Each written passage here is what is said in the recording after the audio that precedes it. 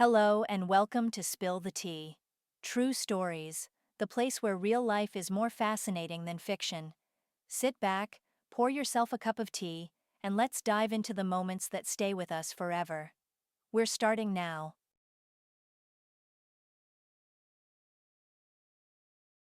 Every evening, returning home, Margaret Peterson slowed her steps before the familiar turn.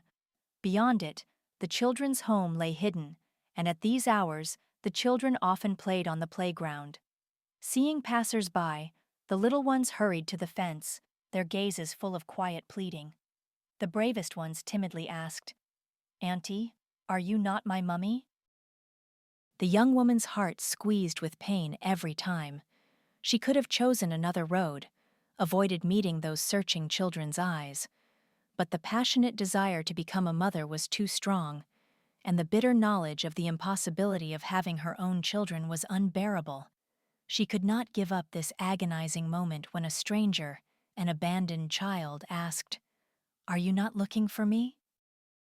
And on this day, as always, she slowed down, casting a glance at the playground with a mixture of fear and vague hope. Most of the children were engrossed in play. Only one little boy in a bright red jacket stood alone by the fence. He lifted his eyes to the approaching woman and remained silent, but his gaze held so much unspoken hope. As she walked past, the child's eyes followed her intently, and Margaret Peterson's heart squeezed even tighter. She came home in complete turmoil, and her husband immediately noticed her state. "Maggie, what's wrong? You look pale," he asked, worried. "William, I've wanted to talk to you for a long time," Margaret Peterson began, but the words came with difficulty. She stumbled, trying to find the right phrases. Her husband chuckled, noticing her hesitation. "Maggie, you're starting so strangely, fidgeting, doubting." He came closer, looking into her eyes. "What happened? Something so important that it could turn our lives upside down?" "You know, Will, that I can't have children," she said quietly. William Peterson frowned. "Maggie, why open up an old wound? We talked about this. We've come to terms with our sorrow." He sighed. "Why go back to this pain again and again?" "Will, please, listen to me to the end," Margaret pleaded. "Every day I walk past the children's home where abandoned children live, unwanted by anyone except kind hearts."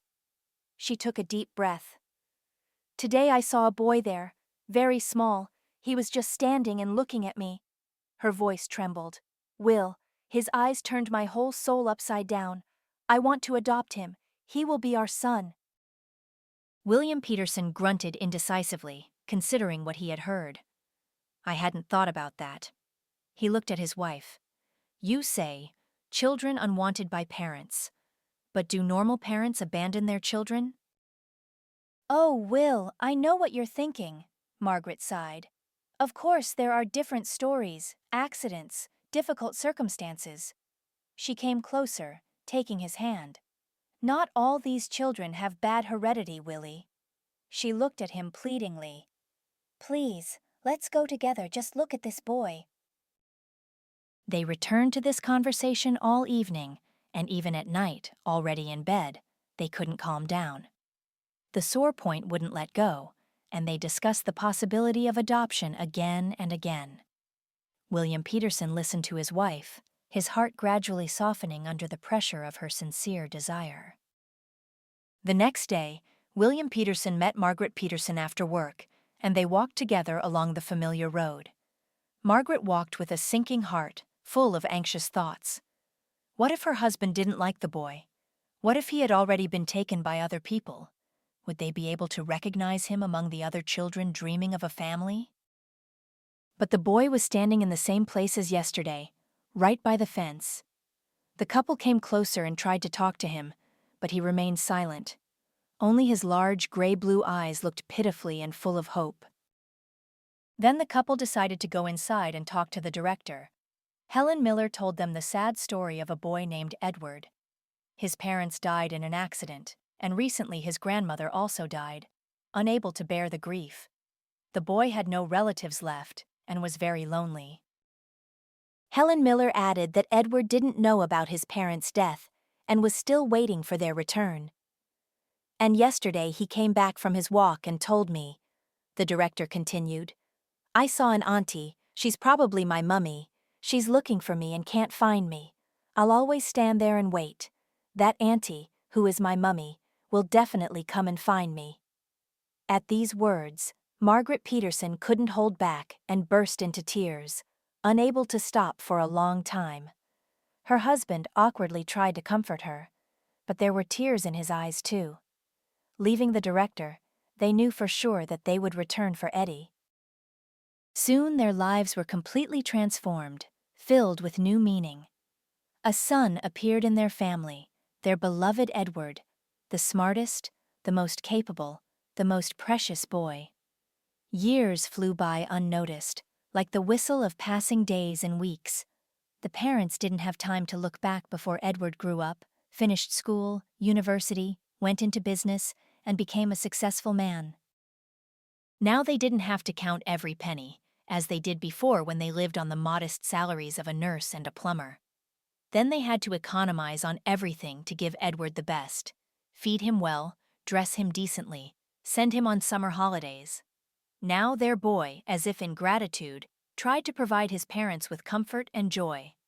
They went abroad for the first time, bought a new apartment, a large dacha, and a modern car. And then one fine day, Edward brought his fiancée home to meet them, a modest and sweet girl named Sarah. Soon, without excessive pomp, they had a wedding, and the young couple went on their honeymoon. Now the satisfied parents eagerly awaited grandchildren, their evenings filled with discussions about whether their beloved Edward's child would be a boy or a girl. Margaret Peterson dreamed of walking with a stroller, baking pies for her grandchildren, and having fun at the dacha. Sometimes she and her husband argued about how many children their son would have and of what sex. The grandmother, of course, dreamed of a first granddaughter, a beauty with big bows in her light hair, and the grandfather was sure that a grandson would definitely appear first, with whom he could go fishing and to the garage. But the newlyweds returned, and Sarah's slender figure remained unchanged. Sometimes the parents timidly hinted to their son and daughter-in-law that it was time to have a baby, but the young couple just kept quiet. Several years passed like this, and the long-awaited grandchildren still didn't arrive. One day, Margaret Peterson couldn't bear it any longer and asked her son directly, "Eddie, dear, when will you make us happy? We're so eager to cuddle a baby." She looked at him with concern. "You keep putting it off. Why? After all, financially everything is wonderful for you. Sarah also works. Is it because of your careers?" Her son blinked in confusion, embarrassment appearing on his face. "Mom, Sarah has been given a devastating diagnosis. She will never be able to become a mother," he said quietly. "We've already come to terms with it. Maybe that's how it was decided above. But I love Sarah and will never leave her," he sighed. "Let's not talk about this anymore. It's painful enough for us." The elderly woman's heart sank. Could history be repeating itself? A few days later, Margaret Peterson walked the familiar road again, the one she hadn't walked for many years. And again, before the turn to the children's home, her heart ached severely. She took the last step and stopped, looking at the playground. The children were still playing, and some ran up to the fence, peering at passers-by with hope and anxiety. And again, as many years ago, tears welled up in Margaret Peterson's eyes. She so wanted to hug and pity all these unhappy children, deprived by fate. A few days later, she came here with her daughter-in-law. Both women, the elderly one and the young one, stood by the fence for a long time, watching the children. A little girl in a bright blue jacket came closer, looked at them carefully, and then, as if recognizing them, asked, "Auntie, did you come for me?" At these words, Sarah burst into tears and couldn't calm down for a long time. Her mother-in-law whispered something quietly in her ear, comforting and supporting her. Then they hugged, laughing through their tears, their hearts full of a new, vague feeling.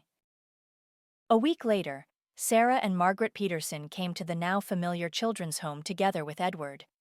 But when they spoke to the director about the girl, she said she couldn't give her away. How? Why?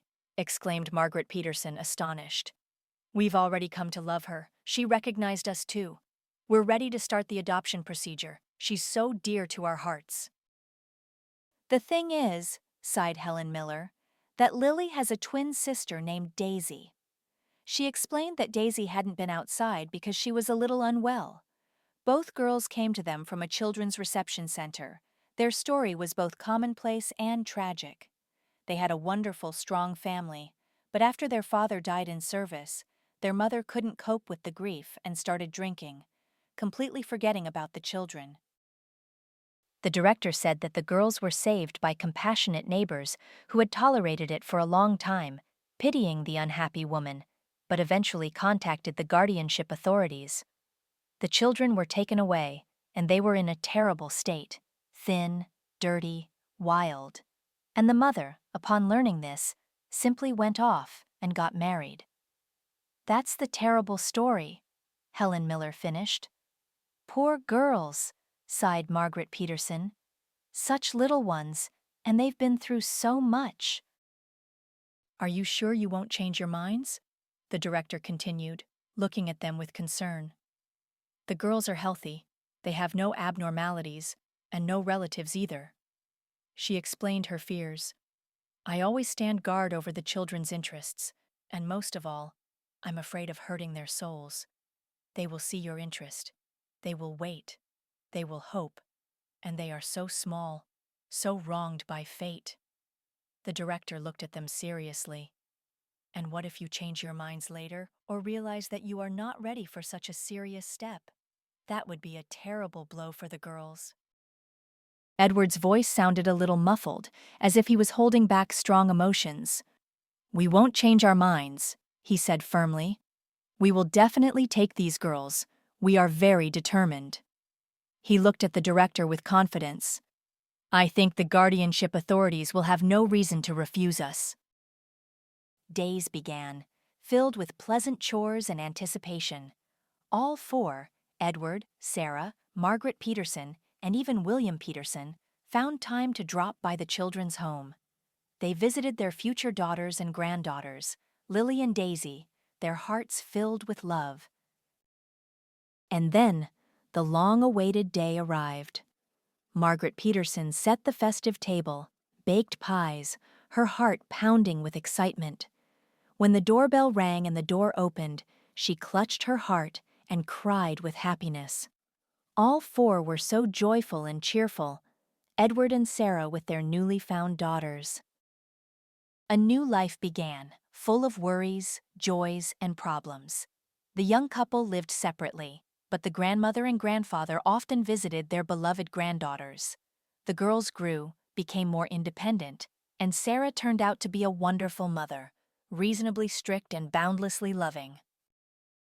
And then one day, Edward called his mother and said that on Sunday, he and Sarah were inviting their parents over. He added in a mysterious voice that a big surprise awaited them. I wonder what they've planned, William Peterson mused aloud. There don't seem to be any holidays coming up. Let's go and see, Margaret Peterson smiled affectionately. They've been very busy with Sarah lately, though I don't really know what with. She recalled their recent days. But I was constantly babysitting the granddaughters. They've gotten so big already. And so Sunday arrived. When the parents entered their son's apartment, they gasped in surprise.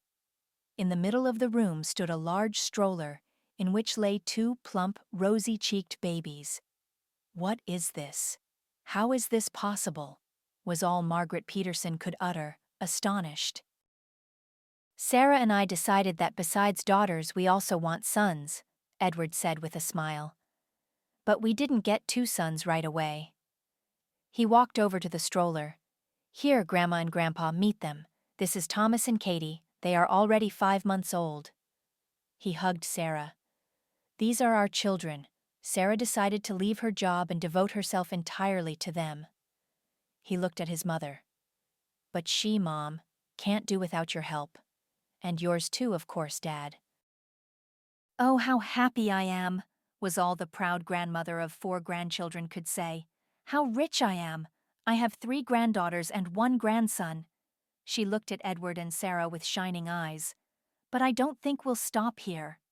Edward put his arm around his wife's shoulders and looked into her eyes, full of love. Of course, darling, Sarah replied, her gaze full of tenderness. After all, children are such happiness.